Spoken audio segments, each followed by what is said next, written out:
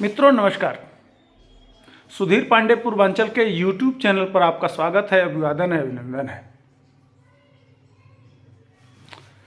नीतीश सरकार, Nitish cabinet, Tejashwi Yadav and company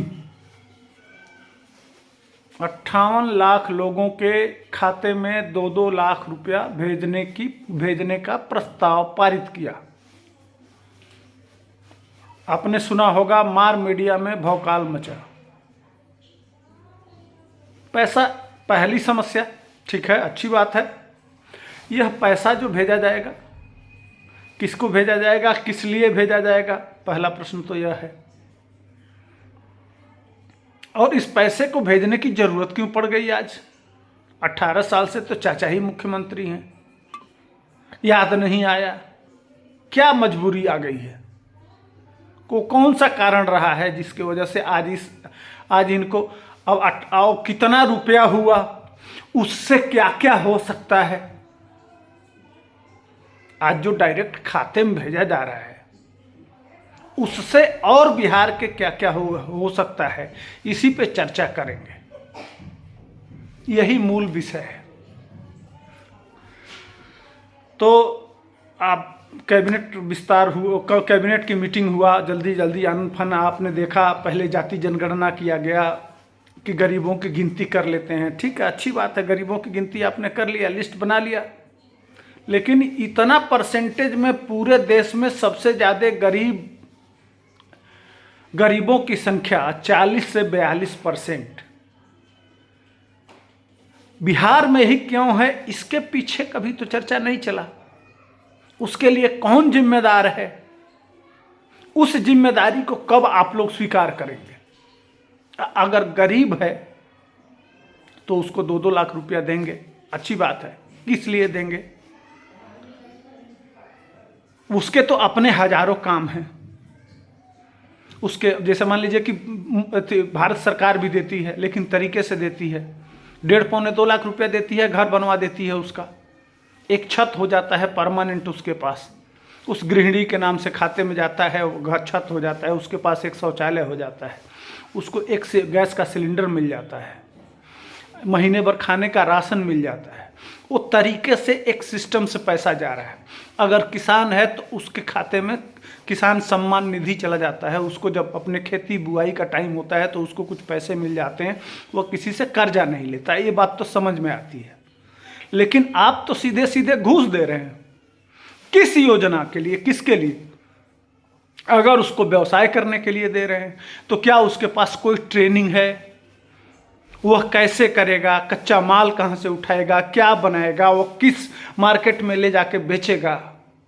वह कमाएगा, उससे उसकी घर की प्रगति बढ़ जाएगी। इस पर कभी फोकस किए हैं आप लोग? ये प्रश्न पूछना चाहिए बिहार सरकार से कि पहली प्राथमिकता जो व्यक्ति पैसा ले रहा है उससे उसके परिवार का, या ले जाके उल्टे सीधे काम करके, उल्टे सीधे खर्चे करके बेटी की शादी, बेटा की शादी, या कोई काम कर लिया, बात खत्म। और फिर वो पैसा आएगा कहाँ से? बिहार सरकार के पास मात्र 60 से 70 हज़ार इनकम है, तो आप 1-1.25 लाख करोड़ रुपया आप एडिशनल कर्जा लेके भारत सरकार के आरबीआई से कर्जा ले रहे हैं या दूसरे बैंकों से कर्जा लेंगे। वो कर्जा चुकाएगा कौन? एटलीस्ट कर्जा चुकाएगा तो बिहार के लोग ही। कर्जा तो आप माने जिसको दे रहे हैं, कर्जा चुकाना उसी को है। ऐसे भी 10 रुपया, जैसे उत्तर प्रदेश है, उत्तर प्रदेश से 10 रुपया 12 रुपया पेट्रोल और डीजल महंगा है बिहार में। इनकम आप नहीं बढ़ा रहे हैं कि जिससे बिहार का इनकम बढ़ जाए और उस पर काम चले। ऐसा तो एक भी ऐसा प्रोग्राम नहीं चल रहा है कि जीएसटी कैसे आए, कैसे उद्योग धंधे खुले, बड़े बड़े कल कारखाने खुले।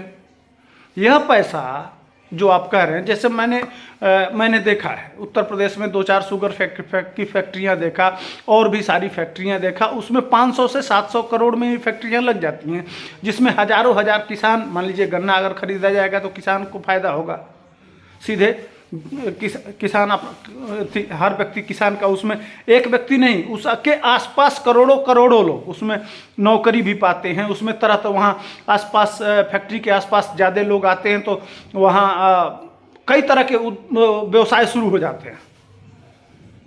इस तरह से 1.25 लाख करोड़ में कम से कम हजारों हजार फैक्ट्री खोली जा सकती है।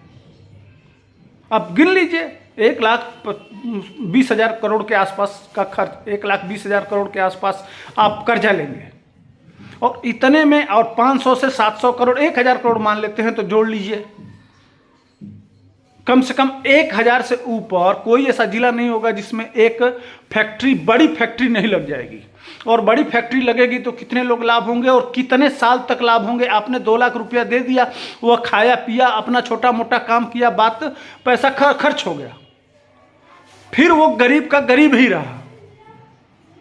लेकिन आप इस तरह से कि गरीबों के पास परमानेंट इनकम हो जाए, एक रिसोर्स हो जाए, इस तरह की प्लानिंग बिहार सरकार के समझ में नहीं आता है।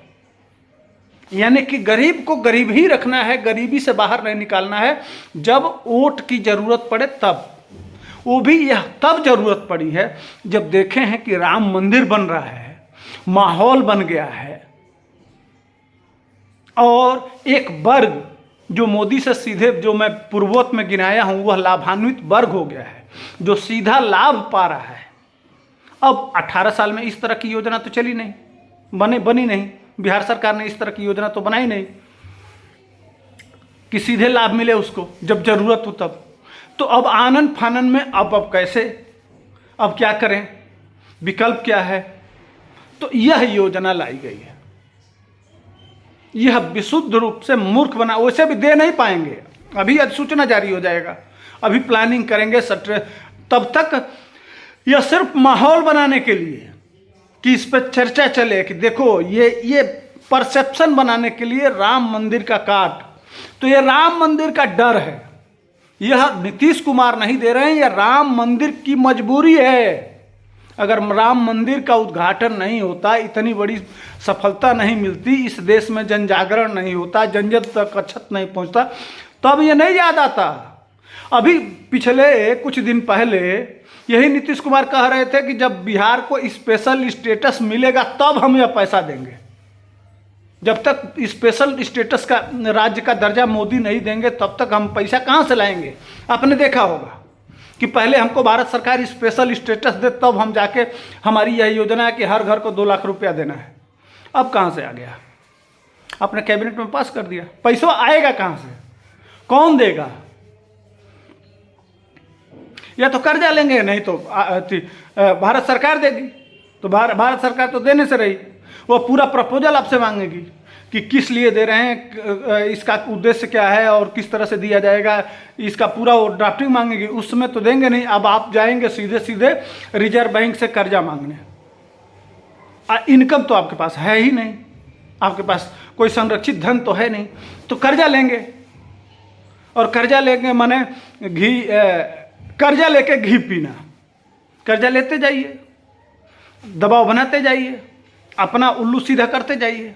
एटलीस्ट देना तो बिहार के लोगों को ही है। केन प्रकरण आज मजे आ रहे हैं, कर्जा लेके खाइए, आप अंदाजा लगाइए, इनकम नहीं है तो मजबूरी इनकी ऐसी फंस गई है, गले की हड्डी बन गई है वो राम मंदिर और पत्रकार कुछ और जुआ जो सवाल पूछने लगे हैं, और यह जो माहौल बन गया है पलायन, गरीबी। अब पढ़ लिख रहे हैं थोड़ा बहुत, बाहर जो बच्चे निकल रहे हैं बिहार के, वो बिहार सरकार से जो सवाल पूछ रहे हैं उससे वह डर, तो यह सब जो डर था उसके वजह से इनकी मजबूरी है। नहीं तो यह कह लिए यह काम करते कहें। इसके पहले नीतीश और लालू यादव मिलकर सरकार नहीं बनाए थे? एक योजना इस तरह का बता दीजिए। 2.5 साल था ना वो सरकार 2015 वाली, जिसमें जीते थे या स्पष्ट बहुमत की दोनों लोगों को मिलके, जिसमें फिर वो पलटी मार दिए। तो उस समय ये योजनाएं, ये सब योजनाएं नहीं थी। उसके पहले चाचा के दिमाग में यह सब योजनाएं नहीं आई। जब राम मंदिर का समय आया है तब याद आया है।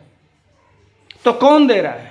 ये राम मंदिर का डर, ये राम मंदिर पैसा इनसे निकलवा रहा है। राम जी निकलवा रहे हैं भाई, और कोई नहीं निकलवा रहा है। अरे राम जी के सामने बड़े बड़े घुटने टेक दिए, लेकिन हुई हैं वही जो राम रचि राखा। चाचा, जो आप चाह रहे हैं कि एक ही साथ इस तरह का माहौल बना के और फिर मैं 45 पे आ गया हूं और विधानसभा भंग कर दूं और एक साथ चुनाव करा लूं और फिर मैं एक बड़ा पार्टी बन जाऊं और फिर 5 साल के लिए सुरक्षित हो जाऊं, वो सपना आपका सपना ही रहेगा। आपकी विदाई अब तय हो गई है, चाहे कितना भी आप कोशिश कर लीजिए, कितना भी प्रयास कर लीजिए, अब आपका विदाई तय है। ये नोट करके रख लीजिए। यह अब नया यूथ ही आएगा। देखे थे ना कल चिराग पासवान की रैली, वह ग्राउंड कभी भरता नहीं था, लेकिन चिराग पासवान ने पूरा भर दिया था। 8%, 7% से 8% वोट है उसमें। उपेंद्र कुशवाहा आज पहुंचे हुए हैं चिराग के घर, तो रणनीति बन रही है। अभी मुकेश सहनी भी आने वाले हैं, तो यह टोटल वोट जोड़िएगा तब समझ में आएगा। जो ईबीसी चिल्ला रहे हैं ना, खिसक चुका है, उसी को रोकने के लिए सारा षड्यंत्र किया जा रहा है, लेकिन वह रुकेगा नहीं। वह आपका पैसा भी ले लेगा अगर देंगे तो, और वोट भी नहीं देगा। दुनिया बड़ी होशियार हो गई है चाचा, आप समझेंगे नहीं। आप देख लीजिएगा, मेरी भविष्यवाणी नोट करके रख लीजिए। इसी के साथ मेरा विश्लेषण कैसा था, तब तक के लिए हमको दीजिए इजाजत। जय हिंद, वंदे मातरम।